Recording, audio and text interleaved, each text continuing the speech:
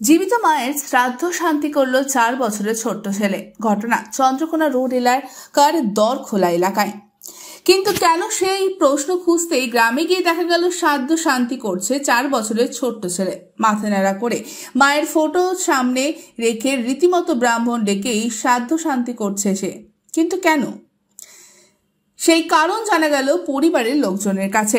জানা যাচ্ছে তার মা চলে গেছে অন্য পুরুষের হাত ধরে। 7 বছরের সংসারকে পিছনে ফেলে পালিয়েছেন ওই মহিলা। ছেলেটি বারে বারে মাকে খুঁজে বেড়াচ্ছিল। মা চলে গেছে চলতি এপ্রিল মাসের 6 তারিখে। মায়ের খোঁজ দিতে না পারায় শেষমেশ ওই ছোট্ট শিশুর মায়ের বাড়ির লোকজন এবং বাবার বাড়ির লোকজন সিদ্ধান্ত নেয় শ্রাদ্ধ শান্তি করার। মা অ্যাক্সিডেন্টে মারা গেছে, সে আর ফিরবে না, এই কথা বলা হয়েছে পরিবারের পক্ষ থেকে। আর এই ঘটনায় গোটা গ্রামে দৃষ্টান্ত ফেলে দিয়েছে। চোখের জলে বাড়ির মেয়েকে মৃত বলে দিচ্ছেন পরিবারের লোকজন। মেয়ের মতন ভালোবাসতেন, কিন্তু এই জঘন্য কাজ করার জন্য মৃত বলে ভাবছেন শ্বশুর বাড়ির লোকজন।